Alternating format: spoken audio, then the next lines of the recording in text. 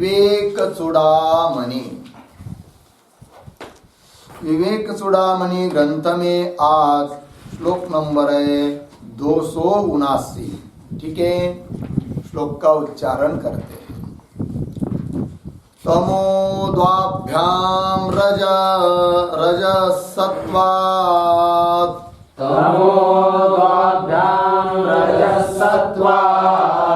सत्वं शुद्धेन नश्यति।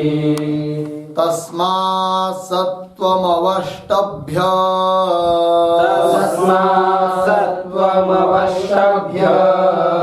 स्वाध्यासापनयं कुरु।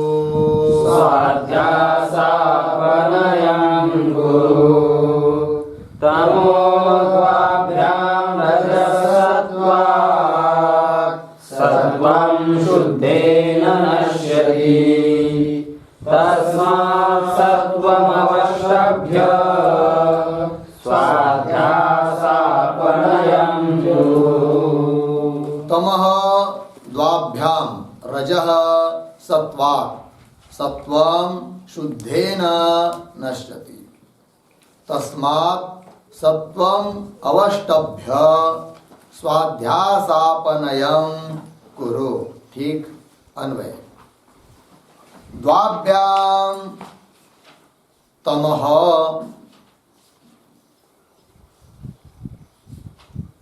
सत्वात् रजः सत्वं शुद्धेन नश्यति। नीचे तस्मात् सत्वं अवष्टभ्य स्वाध्यासापनयं कुरु।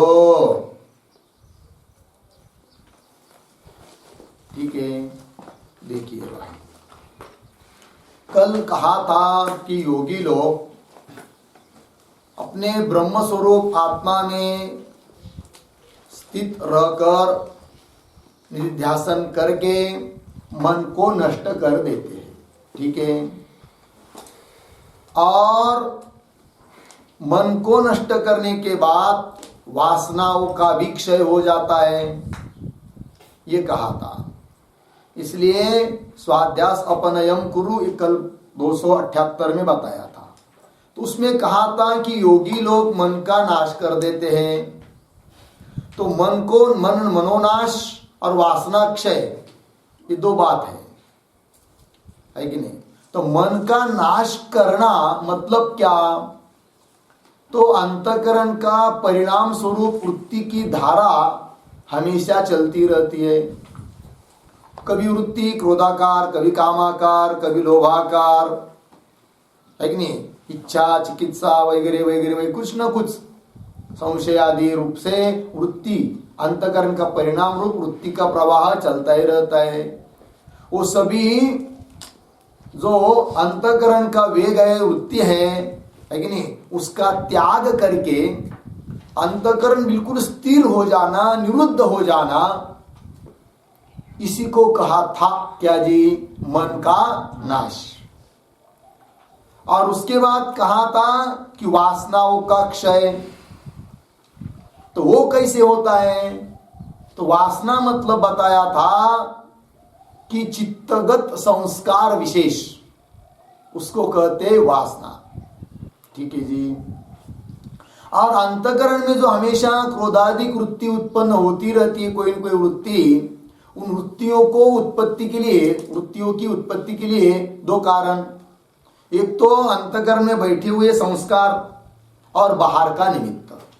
ठीक है, तो संस्कार तो हर एक अंतःकरण में है अनादिकाल से, है कि नहीं? और बाहर का यदि कोई निमित्त मिल जाता है तो तुरंत वो संस्कार जागृत होकर वृत्ति बन जाती है। कभी क्रोधाकार, कभी लोभाकार, कभी कामाकार, कैसी बहुत सारी वृत्तियां होती है। किंतु जब वो संस्कार जो कि अंतःकरण में है, जो कि इन क्रोधादि वृत्तियों के लिए निमित्त कारण है, वो संस्कार जब नष्ट हो जाते हैं तब बाहर का निमित्त मिलने पर भी अंतःकरण में कोई क्रोधादि वृत्ति उत्पन्न नहीं होती है। तो समझ लेना चाहिए, यदि कामाकार क्रोधादि रूप से वृत्ति कोई उत्पन्न नहीं हो रही है अंतःकरण में, बाहर का निमित्त मिलने पर भी, तो समझना चाहिए वासना उसका क्या हुआ है, नाश हुआ है, क्षय हुआ है। क्योंकि उस प्रकार की वृत्तियों को उत्पत्ति के लिए तो केवल बाहर का निमित्त नहीं है, उसके लिए सहकारी संस्कार भी चाहिए, है कि नहीं। अब बाहर का निमित्त तो है किंतु वृत्ति उत्पन्न उस प्रकार की नहीं हो रही है, इसका मतलब जो अंतःकरण में संस्कार विशेष भी चाहिए वो नष्ट हुई है, अर्थात वासनाओं का क्या हुआ है, क्षय हुआ है। ठीक है ना जी। तो देखिए, तो ये वासना क्षय और मनोनाश ये भी करना पड़ता है, ठीक है ना। अंतःकरण बिल्कुल स्थिर होना चाहिए, और बाहर का कोई भी निमित्त मिल जाता है तो भी काम क्रोधादि रूप से वृत्ति उत्पन्न नहीं होती है, तो वो हुआ फिर वासना क्षय और मन का नाश। कौन कर सकता है इस बात को, योगी ना, योगी लोग करते हैं। योग का मतलब क्या, योगी मतलब क्या होता है, तो देखिए अंतःकरण में 3 गुण होते हैं, सत्वगुण, रजोगुण और तमोगुण, हुआ कि नहीं। उसमें से अंतःकरण में जो चित्त में जो रजोगुण की वृत्तियां है, तमोगुण की वृत्तियां है, उसका निरोध जिसने किया है, सत्वगुण के आधार पर रजोगुण राजसी वृत्ति तामसी वृत्ति का जो निरोध कर पाता है या निरोध करता है, उसी को कहते क्या, योगी। और वही मनोनाश वासना क्षय आदि कर सकता है, वही ब्रह्म स्वरूप में स्थित हो सकता है, ठीक है ना। अब प्रश्न यह आता है कि उस प्रकार का योग अर्थात रजोगुण और तमोगुण की जो वृत्तियां उनका निरोध रूप योग कैसा सिद्ध करे, क्या करना पड़ेगा, उसके लिए क्या करना चाहिए, तो उस बात को बता रहे अभी इस श्लोक में, कैसा क्या करना है करके। तो बताया वैसे तो देखिए 3 गुण है कि नहीं, सत्वगुण रजोगुण तमोगुण। तो देखिए द्वाभ्याम तमः, एक वाक्य, सत्वात रजः दूसरा हुआ, और सत्वम शुद्धेन नश्यति, तीनों गुण की निवृत्ति करनी है। तो कैसे किसकी निवृत्ति होगी, कैसा किसका निरोध होगा, इस बात को कह रहे हैं कि द्वाभ्याम। द्वाभ्याम शब्द का अर्थ है रजस सत्वाभ्याम, तमः, है कि नहीं, रजोगुण और सत्वगुण के द्वारा रजोगुण तमः नश्यति, एक वाक्य पूरा हुआ। द्वाभ्याम तमः नश्यति, द्वाभ्याम रजस सत्वाभ्याम, रजोगुण और सत्वगुण के द्वारा तमः नश्यति, तमोगुण नष्ट हो जाता है, ठीक है ना। रजोगुण सत्वगुण बढ़ेंगे तो क्या हो जाएगा, तमोगुण नष्ट हो जाएगा। कैसे नष्ट होता है फिर, तो उसका अनुभव में क्या आता है, एक वाक्य लिखिए, प्रसिद्धम ही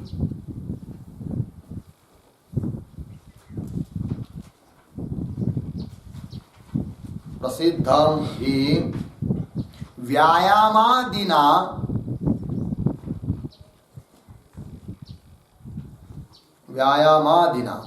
काव्यशास्त्र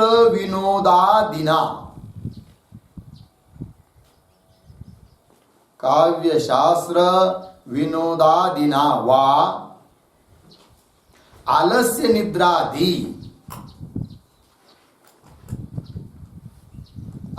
निद्रादि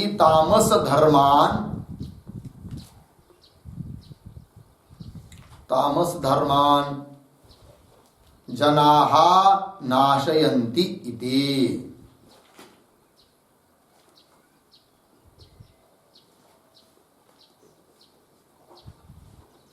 नाशयन्ति इति हो गया ना। देखिए भाई व्यवहार में भी इसका अनुभव होता है, तो समझ लीजिए आलस्य निद्रा ये सब किसके धर्म है, तमोगुण के, तामस धर्म है, और उनका नाश रजोगुण तमोगुण से होता है। बात बताई, रजोगुण और सत्वगुण, रजोगुण और सत्वगुण से नाश होता है किसका, तमोगुण का। तमोगुण का कार्य क्या बताया, आलस्य निद्रादि तमोगुण के धर्म है, तो उनका नाश किससे होगा, रजोगुण और सत्वगुण से। कैसे, समझ लीजिए आलस आ रहा है, पड़ा हुआ है, निद्रा आ रही है, लेकिन समय हो गया, 5 बज गए, व्यायाम का समय हो गया। फिर आदमी क्या सोचता है, अरे चलो भाई नहीं तो उठना ही पड़ेगा, जाना ही पड़ेगा, व्यायाम करना है हमको। तो व्यायाम करने की प्रवृत्ति मतलब कौन सी प्रवृत्ति हुई? वो रजोगुण की प्रवृत्ति। उसके द्वारा तमोगुण के कार्यों का नाश हुआ कि नहीं हुआ? क्यों हुआ?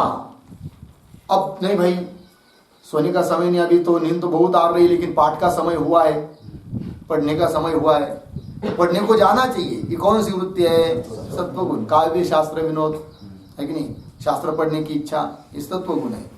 फिर उसके बल पर हम लोग छोड़ देते हैं किसको? आलस्य निद्रादिकों को। अर्थात तमोगुण का नाश हो गया। किससे? सत्वगुण से।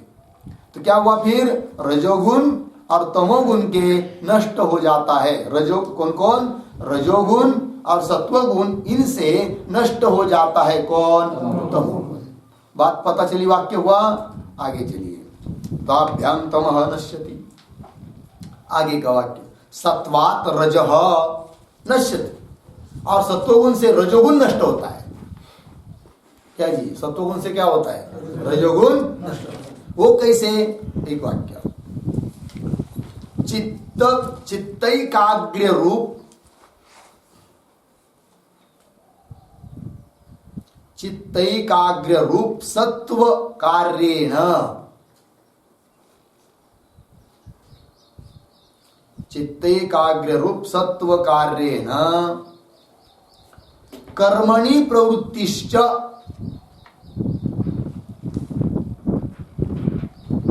कर्मणि प्रवृत्तिश्च त्यजन्ति इति सत्वात् रजः नश्यति। इति सत्वात् रजः नश्यति। हो गया? देखिए भैया, चित्तैकाग्र्य रूप सत्व कार्येण, चित्त की एकाग्रता, ये किसका कार्य है? सत्वगुण का कार्य है। उससे क्या होता है? सत्वगुण बहुत ज्यादा बढ़ जाता है ना, तो कर्मणि प्रवृत्तिश्च त्यजन्ति, कर्म में प्रवृत्ति नहीं होती है। कर्मों में प्रवृत्ति होने के लिए कौन चाहिए? रजोगुण। बहुत ज्यादा सत्वगुण बढ़ता है तो ज्यादा कर्म में मनुष्य की क्या नहीं होती? प्रवृत्ति। अर्थात सत्वगुण से नष्ट हुआ कौन? रजोगुण। ये उसका अर्थ निकला। फिर कर्मणि प्रवृत्तिश्च त्यजन्ति, कौन? जनाः त्यजन्ति इति, इससे पता चलता है कि सत्वात् रजः नश्यति। हो गया जी? आगे चलिए। आगे का वाक्य, सत्वम। फिर बोले भाई ठीक है, तमोगुण की नाश, तमोगुण का नाश समझ में आ गया कैसा होता है, रजोगुण का नाश कैसा होता है, ये भी सब बात समझ में आ गई। किंतु सत्वगुण भी तो बचा है, वो भी तो गुण ही है। गुण तो बाधक ही होते हैं, उपाधि के गुण है, तो उसका भी तो नाश होना चाहिए। तो वो कैसा करेंगे? आगे दिया, सत्वम शुद्धेन नश्यति, शुद्धेन सत्वम नश्यति इत्यर्थः। शुद्ध से क्या? सत्वगुण नष्ट होता है। तो बोलेंगे शुद्ध से, तो शुद्ध क्या चीज है कि जिससे सत्वगुण नष्ट हो रहा है? ठीक है, तो लिखते हैं सत्वम शुद्धेन, शुद्धेन बराबर निर्गुणेन, निर्गुणेन नश्यते। पूर्ण विराम। निर्गुण प्राप्तौ, निर्गुण प्राप्तौ सत्ववृत्तेः, सत्ववृत्तेः बराबर ज्ञानस्य अपि नाशात्, ज्ञानस्य अपि नाशात्। हो गया? देखिए भैया,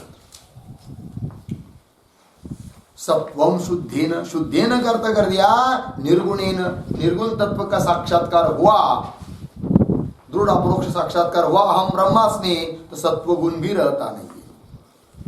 वही लिखा आगे, निर्गुण प्राप्त हो, निर्गुण तत्व का साक्षात्कार होने पर सत्ववृत्ति, सत्ववृत्ति अर्थात ज्ञान, अर्थात अहम ब्रह्मास्मि इत्याकार जो वृत्ति है कि जिसके द्वारा ज्ञान हुआ है, वो ज्ञान भी क्या हो जाता है? निवृत्त हो जाता है। अर्थात सत्वगुण भी निवृत्त हो जाता है की नाही. काय कापुराच्या वाती उजळल्या ज्योती, ठाईच समाप्ती झाली त्याची आहे की नाही. कापुराच्या वाती, कापुराची वात उजळल्या ज्योती, प्रकाश झाला है, हो गया, किंतु उसके बाद ठाई वो वृत्ति, वो जो ज्योत है वो भी क्या हो जाती है, नष्ट हो जाती है कि नहीं. उस प्रकार अहम ब्रह्मास्मि वृत्ति, उसके द्वारा जब दृढ़ साक्षात्कार हो गया तो वृत्ति भी क्या हो जाती है, निवृत्त हो जाती है. लगा ना जी.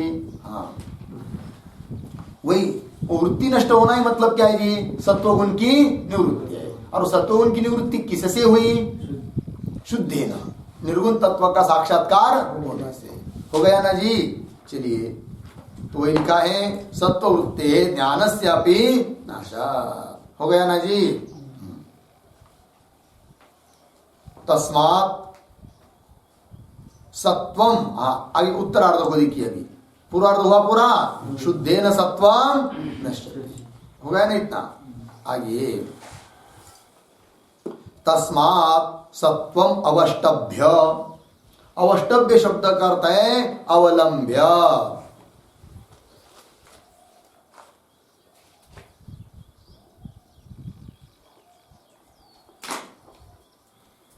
ठाईच मुरला अनुभव. पता है काय वाक्य सुरुवात, वाक्य अभंग. साधुबोध झाला, नुरोनिया ठेला, ठाईच मुरला अनुभव. साधुबोध झाला, बोध झाला है की नाही. साधुबोध झाला, नुरोनिया ठेला, तो पण शिल्लक राहत नाही, न उरोनी ठेला. उदाहरण दृष्टांत दिया. फिर क्या, कापुराच्या वाती उजळलेले होते, ठाईच समाप्ती. मोक्ष रे क्याला, भाग्य विनला, साधु सांग केला हरिभक्त झालं. चलिए आगे. तस्मात, इसलिए क्या करना चाहिए, सत्वम अवष्टभ्य. अवष्टभ्य शब्द का अर्थ है अवलंब्य. सत्वगुण का आश्रय करना चाहिए पहले, बाद में वो सत्व भी निवृत्त हो जाएगा है कि नहीं. फिर सत्वगुण का आश्रय करके, सत्वगुण का आश्रय करना मतलब क्या जी, अहम ब्रह्मास्मि, इस प्रकार का जो ज्ञानात्मक सत्वगुण की वृत्ति, उसका आश्रय करेंगे तो अध्यास निवृत्त हो जाएगा. वही कहा सत्वम अवष्टभ्य, सत्व का आश्रय करके स्व अध्यास अपनयम कुरु. अपनयम कुरु अर्थात नाशम कुरु, नष्ट कर दो. किसका, स्व अध्यास. किसका नाश करना है, अध्यास का. किससे नाश करना है, किससे, सत्वम अवष्टभ्य, सत्व का आश्रय करके अध्यास का नाश करना है. ठीक है ना जी. तो स्वाध्यास अपनयम कुरु. एक वाक्य लिखिए. तमः कृत आवरण कालिकः, तमः कृत आवरण कालिकः रजः कृत विक्षेप रूपाणाम, रजः कृत विक्षेप रूपाणाम स्वाध्यासानाम, स्वाध्यासानाम बराबर भ्रमाणाम अपनयम बराबर नाशम कुरु.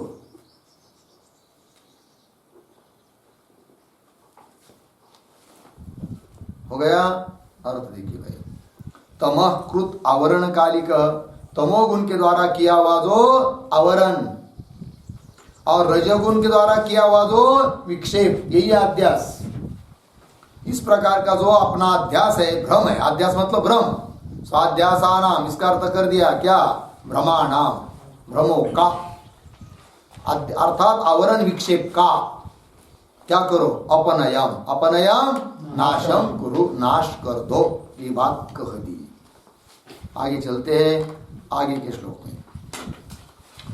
प्रारब्धम पुष्यति वपु, प्रारब्धं पुष्यति वपु, इति निश्चित्य निश्चलः, इति निश्चित्य निश्चलः, धैर्यमालम्ब्य यत्नेन धैर्यमालम्ब्य यत्नेन स्वाध्यासापनयं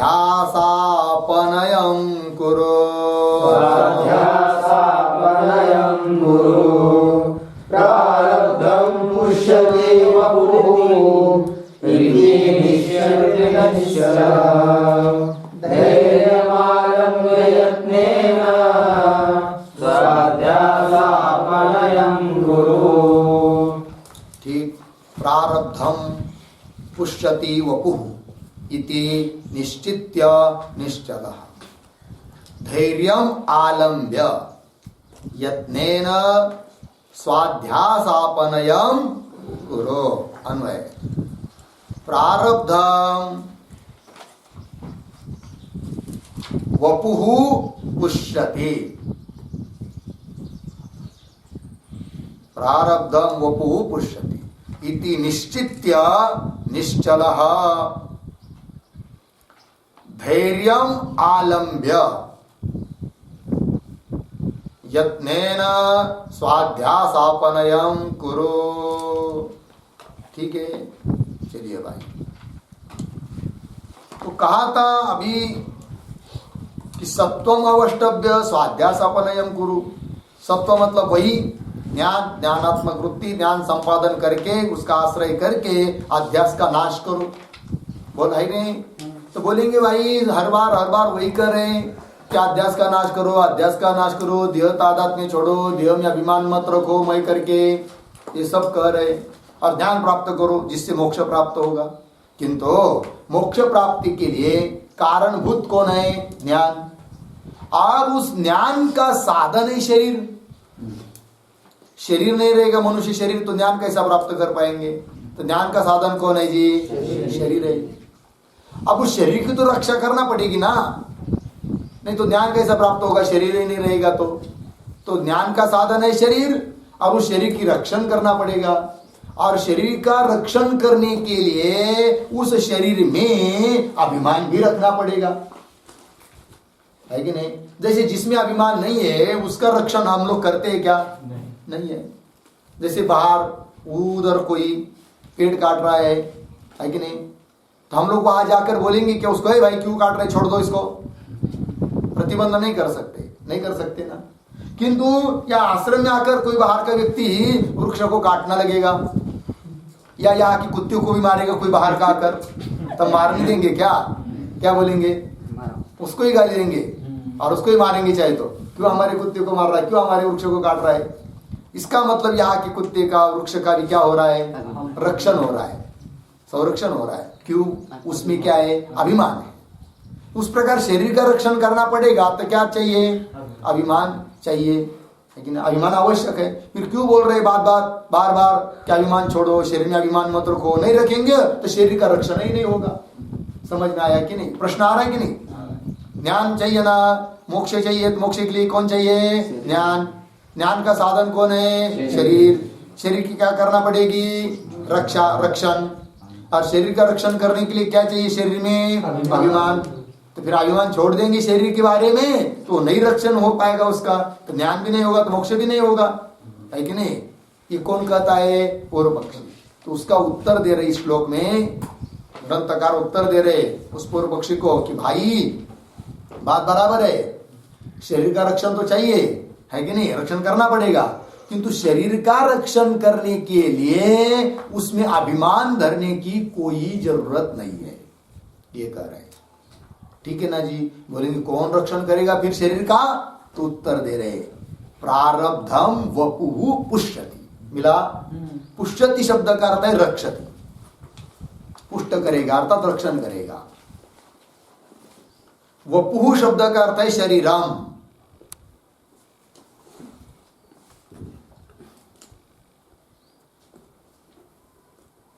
वपुः शब्द का अर्थ क्या है जी? शरीरम। और प्रारब्ध मतलब प्रारब्ध कर्म। प्रारब्धम शब्द का अर्थ क्या है? प्रारब्ध कर्म। हर एक व्यक्ति का प्रारब्ध होता है कि नहीं? तो प्रारब्ध कर्म ही क्या करेगा जी? इस शरीर का रक्षण करेगा। फिक्र मत करो, छोड़ दो अभिमान, आपसे आप होता जाएगा। शरीर को कोई खाएगा नहीं, खाएगा तो खाने दो, अभिमान छोड़ो। कह रहे कौन?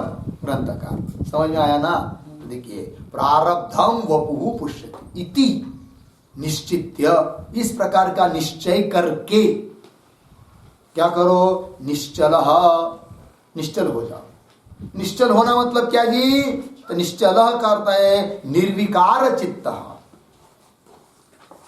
चित्त में कोई विकार मत रखो।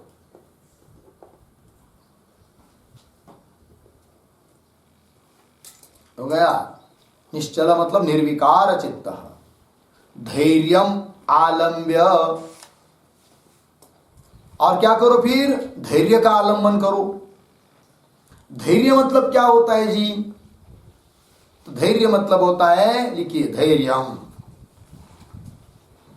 विकार हेतौ अपि, विकार हेतौ अपि अविकृत चित्तत्वम्, अविकृत चित्तत्वम्। ठीक है जी, ये हुआ धैर्य। क्या हुआ अर्थ इसका?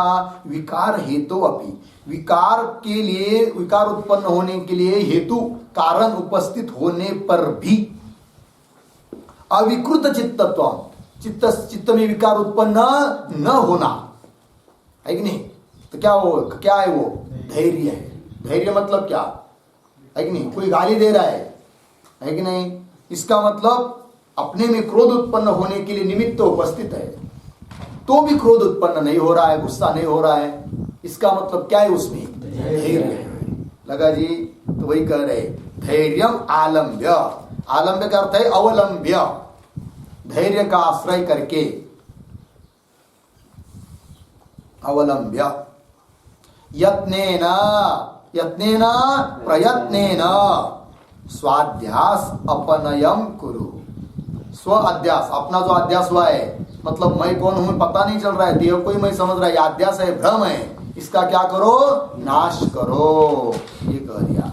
शरीर की चिंता मत करो, क्योंकि शरीर के रक्षण करने वाला है कौन? प्रारब्ध। बस बैसोनी निश्चळ करी त्याचे ध्यान, पुढे काय? देईल तो अन्न वस्त्र दाता। सांगितलं नाही तुकाराम महाराजांनी? बैसोनी निश्चळ करी त्याचे ध्यान, देईल तो अन्न वस्त्र दाता। चिंता मत करो, सब देगा, सब हो जाएगा। ठीक है ना जी? क्या गया कि नहीं अभंग? प्रारब्धासी भरे पोट। हाँ, प्रारब्धासे प्रारब्ध काय?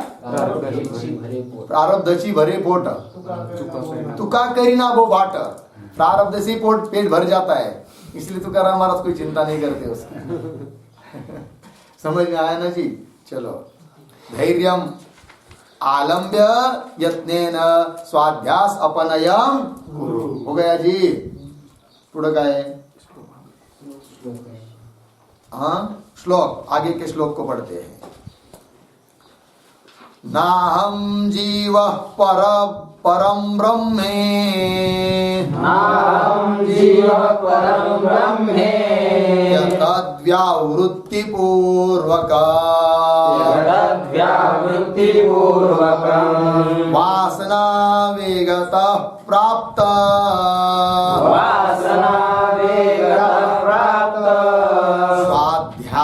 स्वाध्यासापनयं कुरु। स्वाध्यासापनयं कुरु।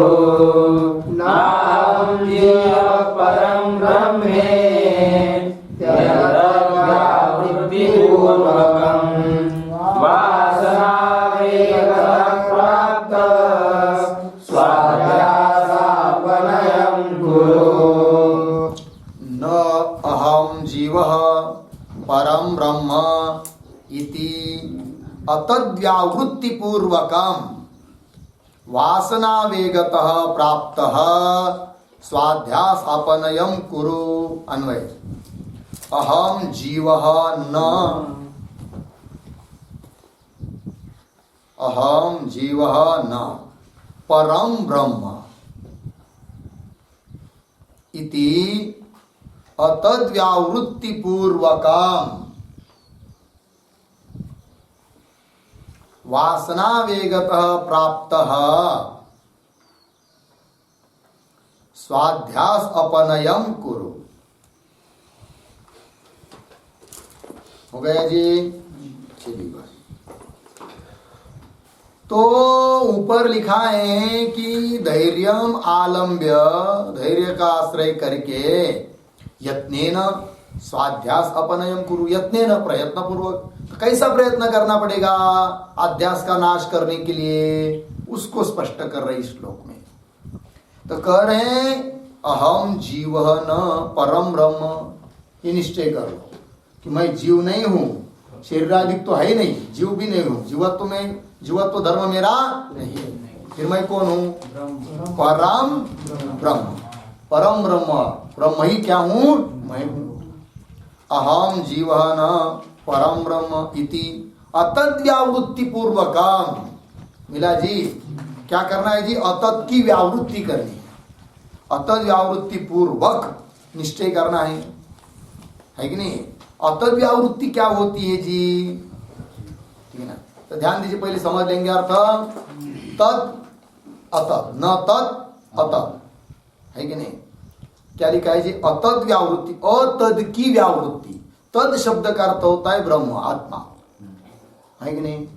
दो शब्द अपने पास है, तद अतद। ये ब्रह्म है और ये सब ब्रह्म को छोड़कर पूरा विश्व है, जगत माया, माया का कार्य है। तद शब्द का अर्थ किया ब्रह्म, है कि नहीं? अब ये तद है क्या? नहीं। फिर क्या है? अतद। तद कौन हुआ? ब्रह्म। और उसको छोड़कर बाकी सब जितना भी है वो सब अतद। उस अतद की, जो ब्रह्म है उसकी व्यावृत्ति करना है। घट क्या है? तद है क्या?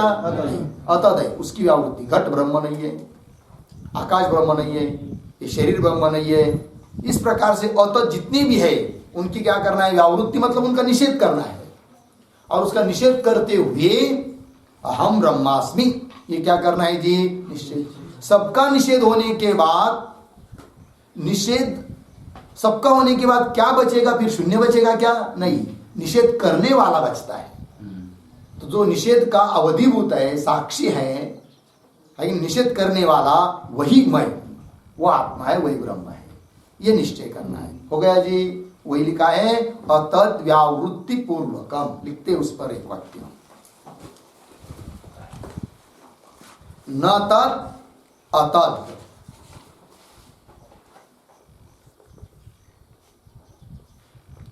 न तद अतद बराबर ब्रह्म भिन्नम तस्य सर्वस्य,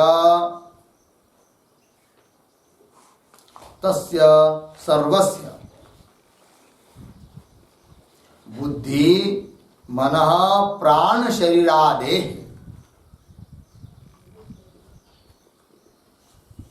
बुद्धि मन प्राण शरीरादेः व्यावृत्ति पूर्वकम, व्यावृत्ति पूर्वकम बराबर निषेध पुरस्सरम,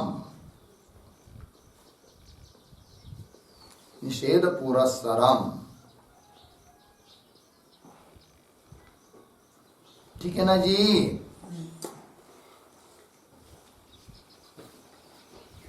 हो गया। निषेध पुरस्सरम अर्थ देखिए, न तत् अतत्, जो तद नहीं है उसको क्या कहेंगे? अतत। कौन है वो? ब्रह्म भिन्नम, सब कुछ ब्रह्म को छोड़कर यावत वो क्या है? सब अतत, ब्रह्म भिन्नम। तस्य सर्वस्य, उन सबका, वो कौन कौन हो सकते? उदाहरण, उदाहरण के रूप में एक दो दे दिया, बुद्धि मन प्राण शरीर आदि, आदि पदार्थ, आदि शब्द से सब कुछ आ जाएगा ब्रह्म को छोड़कर। वो सब क्या है? अतत। उसकी क्या करनी है? व्यावृत्ति, व्यावृत्ति पूर्वक। व्यावृत्ति पूर्वक मतलब क्या अर्थ, क्या लिखा उसका? निषेध पुरस्सरम, निषेध पूर्वक उसका निषेध करना है। ये ब्रह्म नहीं, ये ब्रह्म नहीं, ये ब्रह्म नहीं, ये ब्रह्म नहीं है, घट ब्रह्म नहीं, पट ब्रह्म नहीं, आकाश ब्रह्म नहीं, वायु ब्रह्म नहीं, शरीर ब्रह्म नहीं। फिर जो बचा है सबका निषेध करने वाला, सबका साक्षी अधिष्ठान, वही है कौन? ब्रह्म। और वही मैं, वही मैं, ये निश्चय करना है। इसको कहते हैं अतद व्यावृत्ति पूर्वक ब्रह्म का निश्चय। हो गया। फिर आगे पुस्तक में देखिए, वासना वेगतः, प्राप्त स्वाध्यास, वासनाओं के वेग से प्राप्त जो अपना अध्यास, भ्रम, मैंपना का भ्रम हुआ है कि नहीं? मैं तो है अलग, कोई समझ रहा है अलग किसी को, किसको समझ रहे हम लोग? मैं शब्द से शरीरादिक को, जो कि मैं नहीं, तो अध्यास हुआ है। किसके कारण? उसके लिए कारण कौन? वासना। वासना के लिए भी मूल कारण कौन? अविद्या। वासना ही संस्कार है, अविद्या माया है कि नहीं? उसी के कारण ये सब संसार उत्पन्न हुआ, उसमें ही शरीर हुआ, उसमें अनुभव हुए, उससे संस्कार हुए, उस संस्कार के कारण पुनः भ्रम हुआ, भ्रम के कारण पुनः संस्कार हुए। ये सब दिन रात हमेशा जन्मों जन्म चक्र चल रहा है, ठीक है ना जी? तो वासना के वेग के कारण क्या हुआ है? अध्यास प्राप्त हुआ है। और वासना के वेग के कारण प्राप्त हुआ जो अध्यास है, उसका क्या करने के लिए कहा? अपनयम। क्या कहा? अपनयम मतलब नाश करने के लिए कहा है। तो यहां पर शब्द आया है वासना वेगता।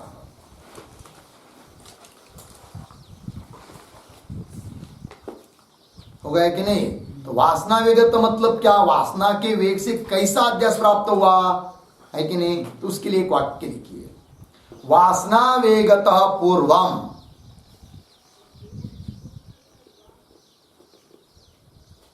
वासना वेगत पूर्वम प्राप्ताः ये स्वाध्यासाः, प्राप्ताः ये स्वाध्यासाः तेषाम अपनयम कुरु।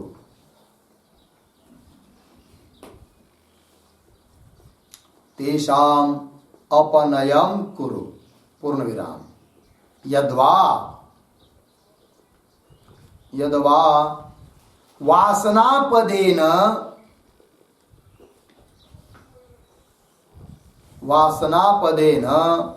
अनादिकाल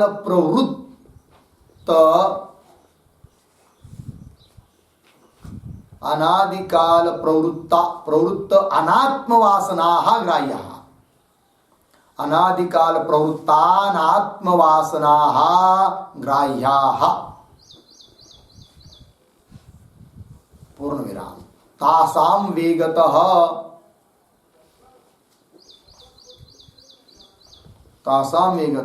प्राप्त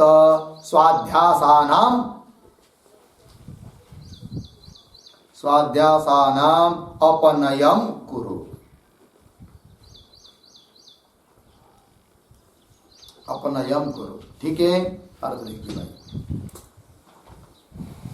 दो अर्थ किया वासना विगत शब्द की। तो पहला अर्थ क्या? वासना विगत पूर्वम प्राप्त, वासना वेग के पहले ही प्राप्त कौन?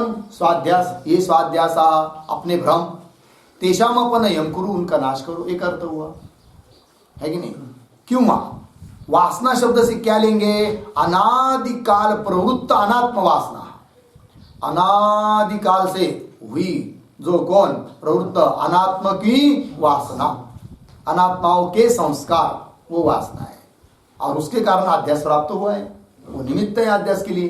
तो वही लिखा फिर, वासना पदे न अनादिकाल प्रवृत्त अनात्म वासना ग्राह्या, तासाम वेगत, उन वासनाओं के जो वेग है कि नहीं, उससे प्राप्त जो अध्यास, उस अध्यास का नाश करने के लिए कहा है, ठीक है जी? चलिए, कुल मिलाकर अध्यास के लिए निमित्त है वासना, वासना के निमित्त से प्राप्त जो अध्यास है, उन अध्यास का क्या करने के लिए कहा? अपनयम, नाश करने के लिए कहा। एक वाक्य के श्लोक का तात्पर्य क्या करने के लिए कहा है? अतद्व्यावृत्ति पूर्वकम, अतद्व्यावृत्ति पूर्वकम अहम परम ब्रह्म, अहम परम ब्रह्म इति निरंतरानुसंधानेन, निरंतरानुसंधानेन अध्यासापनयम कुरु इत्यर्थः। अध्यासापनयम अपनयनम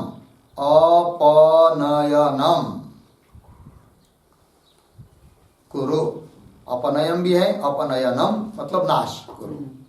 अर्थ देखिए भाई, तो अतत व्यावृत्ति पूर्वक क्या करना है? सबसे पहले अतत की व्यावृत्ति, ऊपर का कवर हटाना है, अतत की व्यावृत्ति करना है। और अतत की व्यावृत्ति पूर्वक क्या करना है? निश्चय अहम परम ब्रह्म, मैं ही पर ब्रह्म हूं इति। इस प्रकार से निरंतर अनुसंधान, निरंतर सतत क्या करना है? अनुसंधान, चिंतन, है कि नहीं? उस प्रकार की वृत्ति बार बार हमेशा सतत करनी है कि नहीं? कैसी? अहम ब्रह्मास्मि, बस। बाकी सब दुनिया क्या है जी? मिथ्या है, अनिर्वचनीय है कि नहीं? कल्पित है, मनोमात्र है। शरीरादि, शरीर संबंधी पदार्थ, सब दुनिया, व्यवहार, शब्द, मान, अपमान, दुनिया, पैसा, ये सब क्या है जी? गाड़ी, घोड़ा, सगे सुएरे, ये सब क्या है? सब कल्पित है, कल्पित। जैसे एक चित्र निकाला है, चित्र दीवार के ऊपर, और उसमें बहुत ग्रुप चित्र है, उसमें सब अपने मित्र सब है, सब नात लगे, बहुत सारे लोग हैं उसमें, है कि नहीं? और चित्रों को जब देखते हैं आप तो क्या बोलते हैं? ये मेरा मामा है, ये मेरा क्या है? पुत्र है, या यह मेरा मित्र है। ऐसा व्यवहार होता है कि नहीं? बोलते कि नहीं? सच देखा जाए तो वो मामा है क्या? वो मित्र है क्या? क्या है फिर वो? चित्र है, वो एक कलर है कागज के ऊपर क्या है वो? सफेद काला पीला क्या है वो? कलर है। वो एक चित्र है, मतलब क्या है? कलर है और कुछ नहीं है। और उसको क्या बोलता है? मामा है, अरे मेरा मित्र है, मेरे भ्रम नहीं तो क्या है? सब ये बस ऐसा ही है, सब कुछ सब चित्र है, केवल दिखने के लिए, भर के लिए, कुछ है नहीं है क्या है? केवल बस हम ब्रह्मास्मि, और कुछ नहीं है। समझ में आया जी? ये दुनिया कैसा है बताऊं क्या आपको? देखिए, एक दर्पण लिया, ये दर्पण, शीशा, आरसा, बड़ा सा, थोड़ा सा, और समझ लीजिए आप कहीं पहाड़ के ऊपर है और नीचे गांव है, और ऐसा पकड़ी उस आरसे को, दर्पण को, उसमें सब गांव दिखाई दे रहा है, रास्ते दिखाई दे रहे है कि नहीं? रोड दिखाई दे रहा है, गाड़ी जा रही है, सब किसमें दिखाई दे रहा है? दर्पण में, आईने में। वस्तुतः दिखाई दे रहा है किसमें? आईने में। किंतु है क्या वो आईने में? कुछ नहीं है, केवल क्या है वो? ये बस एक आभास मात्र है। लेकिन हम बोल रहे देखो गाड़ी जा रही है, किसको देखकर? आईने को देखकर। वो उसका घर है, कुछ नहीं है, देखेंगे तो एक कांच है बस, और कुछ नहीं है। बोलेंगे उधर तो है, उधर भी कुछ नहीं है, ये सब क्या है? कल्पना मात्र है। आकाश में घूमने के लिए जाएंगे ना, बहुत दूर तक, 100-200 किलोमीटर, तो कुछ नहीं दिखेगा, पृथ्वी भी नहीं दिखेगी आपको। समझ में आएगी नहीं? जैसे यहां से मंगल आदि ग्रह दिखते हैं क्या? नहीं, तो कुछ नहीं है। कुछ नहीं मतलब शून्य है क्या? नहीं, कुछ नहीं है, ये बोलने वाला ही है, बस वही एक है ब्रह्म। तो बोलेंगे फिर 2-4 हो गए, मैं एक हो गया, एक हो गए, एक हो गए, एक हो गए। ये सब उपाधिकृत भेद है जी। चैतन्य रूप जो आत्म तत्व है उसमें कोई भेद नहीं है, दिखाई दे रहा है भेद। सचमुच तत्व क्या है? केवल अहम ब्रह्मास्मि, नहीं, बस उसमें स्थिर होना है कि अखंड एक रस, निर्गुण निराकार, सर्वत्र व्याप्त, ओतप्रोत, सच्चिदानंद घन, अनादि अनंत, जिसकी उत्पत्ति नहीं, जिसका नाश नहीं, जिसमें विकृति नहीं, आनंद स्वरूप है वो। आनंद की प्राप्ति के लिए और कहीं जाना भी नहीं है। वो तत्व क्या हूं मैं, और उसको पाने के लिए किसी चीज की जरूरत नहीं है कि नहीं? वस्तुतः उसको पाना क्या है? वो प्राप्त ही है कि नहीं? उसके लिए न द्रव्य चाहिए, न मान चाहिए, न आश्रम चाहिए, न गाड़ी चाहिए, न पुस्तक चाहिए, न कपड़ा चाहिए, न कुछ भी नहीं चाहिए। परमार्थ के लिए कुछ नहीं लगता है, और संसार के लिए सब कुछ लगता है। एक चीज भी कम नहीं चल रही संसार के लिए, है कि नहीं? घर बांधना है और एक सीमेंट की कोनी कमी पड़ गई तो भी निकाल चलेगा ना लेकिन परमार्थ के लिए कुछ नहीं चाहिए। तो बोलेंगे शरीर तो प्रारब्ध चला रहा है, प्रारब्ध उसको खिलाएगा, हमको क्या लेने देना है उससे? बस कुछ नहीं। कई महात्मा आप लोग देखे होंगे ऐसे अवलिया संत, अपने महिमा में पड़ी हुई है, उनका ध्यान भी नहीं लोग के तरफ, कौन आ रहा है और कौन जा रहा है, लोग दूर दूर से आ रहे गाड़ी कर करके उनको देखने के लिए। कोई सफरचंद ला के रखता है, कोई रोटी ला के रखता है, वो उधर देखते भी नहीं है कि कौन आया और क्या रखा करके, वो अपने महिमा में है। मन में आया तो खा लिया, नहीं तो चल दिया। समझ में आया कि नहीं? चलिए, हो गया। क्या कह रहे हैं यहाँ पर? हाँ, अतत की व्यावृत्ति, ये सब दुनिया कुछ है ही नहीं है कुछ क्या है? केवल एकमात्र कौन है? मैं हूँ। बस अकेला निरंजन मैं ब्रह्म तत्व। हो गया ना जी? इसका निश्चय करना है, उसी के लिए सब याची लागी त्याजी भोग वो बडा भंग याच लागी वेदांत पाहिला, याच लागी याग यज्ञ यागादि का अनुष्ठान के लिए, याच लागी तीर्थयात्रा, ये सब याची लागी। वहां पर लिखा नहीं किसके लिए, याची लागी। हो गया कि नहीं? ब्रह्म तत्व का साक्षात्कार होने के लिए सब उपाय मात्र है। हो गया ना जी? चलिए, ये हो गया भाई, श्लोक हुआ ना? क्या लिखा है? अतद व्यावृत्ति पूर्वकम अहम परम ब्रह्म इति निरंतर अनुसंधानेन अध्यास अपनयम कुरु। हो गया? आगे के श्लोक को पढ़ते हैं। होगा क्या? नहीं होगा तो चलो फिर कर लेंगे ना, 10 मिनट आगे होगा तो क्या होगा? एक श्लोक पढ़ते हैं। श्रुत्या युक्त्या स्वानुभूत्या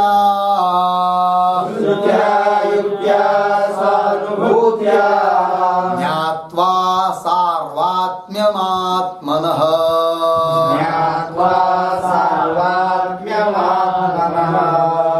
क्वचिदाभासतः प्राप्त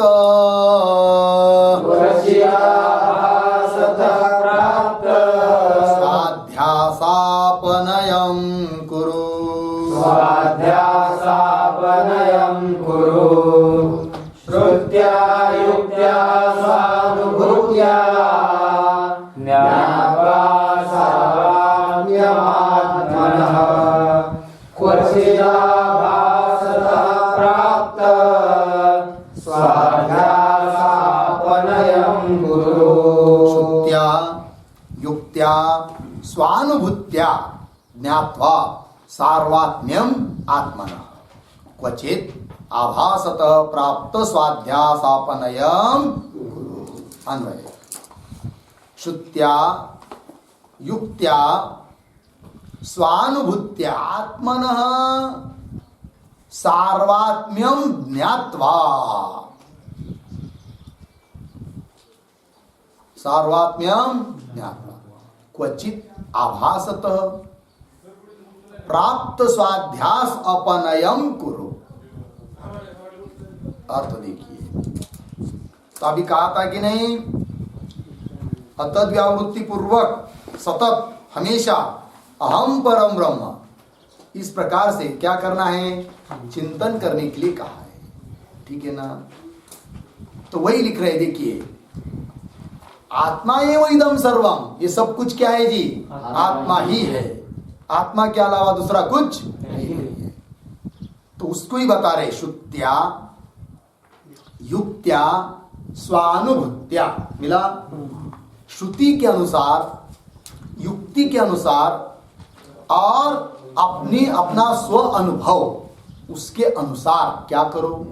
आत्मनः सार्वात्म्यम ज्ञात्वा, आत्मा का जो सर्वात्म भाव है उसको जानकर, ज्ञात्वा क्या जी?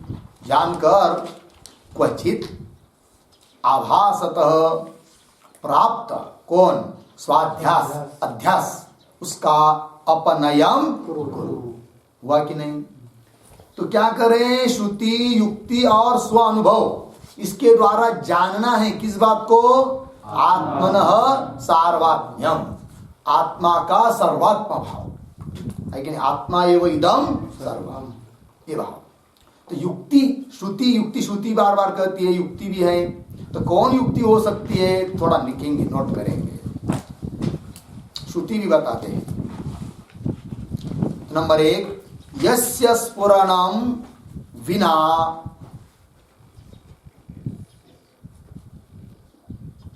यस्य स्फुरणं विना यत् न स्फुरति, यत् न स्फुरति तत्ततः तत्ततः नातिरिच्यते नातिरिच्यते यथा मृदो घटः।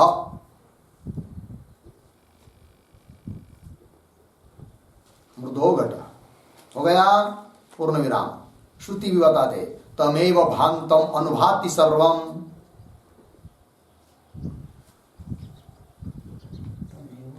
तमेव भान्तम अनुभाति सर्वम तस्य भाषा सर्वम सर्वमिदं विभाति। तस्य भाषा सर्वमिदं विभाति। कठोपनिषद 5.14। अर्थ देखिए भाई, पहली उक्ति बताया क्या, यस्य स्फुरण लिखना हुआ, देखिए अर्थ, यस्य स्फुरणम विना यत् न स्फुरति। जिसके स्फुरण बिना मतलब जिसका भान हुए बिना यत् न स्फुरति, जिसका भान होता नहीं है, तत्तत नातिरिच्यते, वह उससे अतिरिक्त नहीं होता है। ये युक्ति। उदाहरण जैसे मिट्टी और घट है कि नहीं, तो यस्य स्फुरणम घटस्य स्फुरणम नहीं, यस्य स्फुरणम मृदः स्फुरणम विना। मृद लेंगे पहले, मिट्टी का स्फुरण हुए बिना। समझ आया ना? देखते जाइए पंक्ति, यस्य स्फुरणम विना, यस्य मृदः स्फुरणम विना यत् न स्फुरति। यत् न स्फुरति घटः न स्फुरति।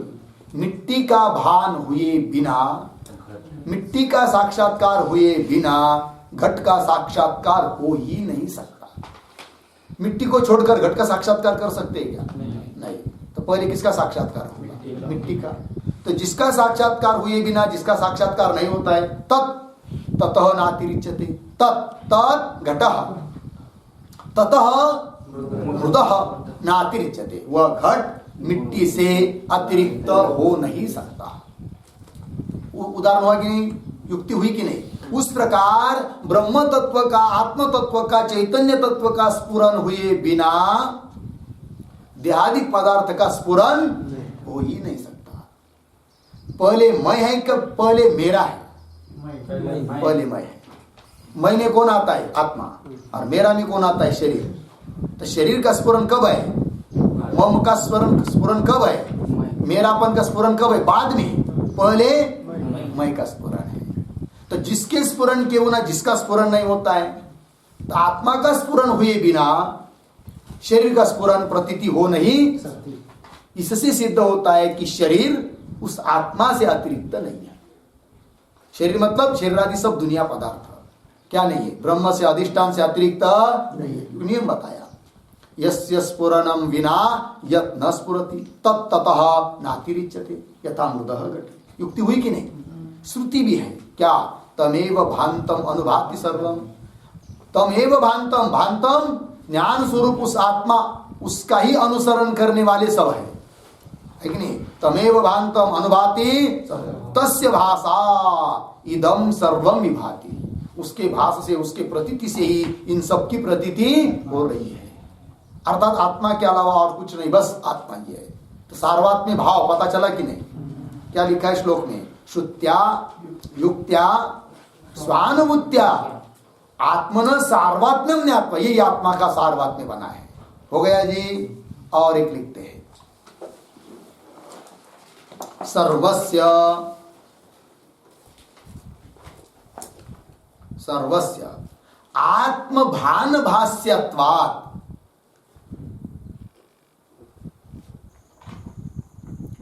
आत्मभान भाष्यत्वात् न तत्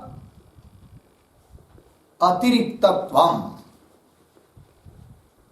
न तत् अतिरिक्तत्वम् सकल कल्पनाधिष्ठानत्वात् च। सकल कल्पनाधिष्ठानत्वात् च। पूर्ण विराम। एक वाक्य है, नाधिष्ठानात् भिन्नतारोपितस्य, कहा का वाक्य पता नहीं, नाधिष्ठानात् भिन्नतारोपितस्य इत्यादि युक्त्या, ये युक्ति हुई सब। नाधिष्ठानात् भिन्नतारोपितस्य, भिन्नता आरोपितस्य इत्यादि युक्त्या, हो गया। अर्थ देखिए, सर्वस्य आत्मभान भाष्यत्वात्, आत्मा के भान से ही सब कुछ भाषित हो रहा है, इसलिए न तत् अतिरिक्तत्व, तद अतिरिक्तत्व न, आत्म अतिरिक्तत्व न, आत्मा से अतिरिक्त कोई जगत नाम का पदार्थ नहीं है। क्यों हेतु दे रहे, सकल कल्पनाधिष्ठानत्व, सभी कल्पना का अधिष्ठान है कौन? कौन अधिष्ठान है सभी कल्पना का? मैं, आत्मा ब्रह्म। हो गए कि नहीं? इसलिए मेरे से अलावा और कुछ दुनिया में है नहीं, अहम ब्रह्मास्मि, बस। सकल कल्पनाधिष्ठानत्वाच्च, हो गया। वाक्य दिया, नाधिष्ठानात् भिन्नता आरोपितस्य, आरोपितस्य अधिष्ठानात् भिन्नता न, आरोपित पदार्थ अधिष्ठान से भिन्न होता नहीं। और यदि आरोपित पदार्थ अधिष्ठान से भिन्न हो पाएगा तो हम आपको 1 लाख रुपए बख्शिश देंगे। यदि रज्जु से उस सर्प को अलग करके दिखाएंगे तो, रज्जु के ऊपर प्रतीत जो सर्प है, सर्प क्या है? ये अधिष्ठान। और आरोपित कौन है? कल्पित कौन है? सर्प। अधिष्ठान कौन है? रज्जु। अधिष्ठान कौन है? रज्जु। और आरोपित कल्पित कौन है? सर्प। और नियम क्या है? अधिष्ठान से अतिरिक्त आरोपित पदार्थ होता नहीं है। अधिष्ठान कौन है? रज्जु। उससे अतिरिक्त उस पर प्रतीत हुआ सर्प हो सकता है क्या? नहीं। है कि नहीं? नहीं होता है ना। यदि करके दिखाएंगे तो बख्शिश मिलेगा। कोई कर सकता है क्या? नहीं। उस प्रकार मेरे से अतिरिक्त जगत को करके दिखाओ। मैं कौन हूं? ब्रह्म। ब्रह्म ही तत्व है, उसके अतिरिक्त जगत नाम का कोई पदार्थ नहीं। लगा है कि नहीं? इसलिए सब कुछ सर्वं खल्विदं ब्रह्म, यही हुआ आत्मा का सार्वत्म्य भाव हुआ ना। देखिए फिर, श्रुत्या युक्त्या स्वानुभूत्या आत्मन सार्वत्म्यम ज्ञात्वा, ठीक है ना जी? हो गया इतना। और ब्रह्म को छोड़कर बाकी जितने भी पदार्थ है सब क्या है जी? कल्पित है, वास्तव नहीं है। जगत का कल्पित तत्व ही सच है, मतलब वो कल्पित है, ये बात ठीक है, किंतु जगत नाम का कोई पदार्थ सत्य नहीं है। चलिए आगे चलिए। क्वचित आभासतः, क्वचित का अर्थ है क्वचित, क्वचित मतलब कहीं पर, कहीं पर मतलब कहा? कोशादौ, क्वचित कोशादौ, कहीं पर कोशादिकों में। आभासतः, आभास के कारण कोशादिक सच लगने लगते हैं। तो आभासतः मतलब क्या? तो आभासतः शब्द का अर्थ लिखिए, चैतन्य प्रतिफलन मात्रात्, चैतन्य प्रतिफलन मात्रात्, हुआ कि नहीं? देखिए भाई,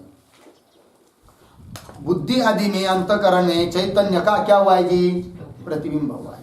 और प्रतिबिंब होने के कारण, चैतन्य प्रतिफलन मात्रा, प्रतिबिंब होने के कारण देहादिक पदार्थ या अंतकरण बुद्धि आदि पदार्थ क्या लगने लगते हैं? मैं लगने लगते, मैं ही हूं करके, यही मेरा स्वरूप है करके ऐसा लगने लगता है। तो क्या है फिर? अध्यास है। तो वही लिखा, कहीं पर आभास के कारण प्राप्त जो अध्यास, स्वाध्यास, भ्रम, उसका क्या करो? अपनयम करो, उसकी निवृत्ति करो, उसका नाश करो, ये कह दिया। हो गया जी? बस आगे का विचार कल करते हैं। ओम पूर्णमदः पूर्णमिदं पूर्णात् पूर्णमुदच्यते पूर्णस्य पूर्णमादाय पूर्णमेवा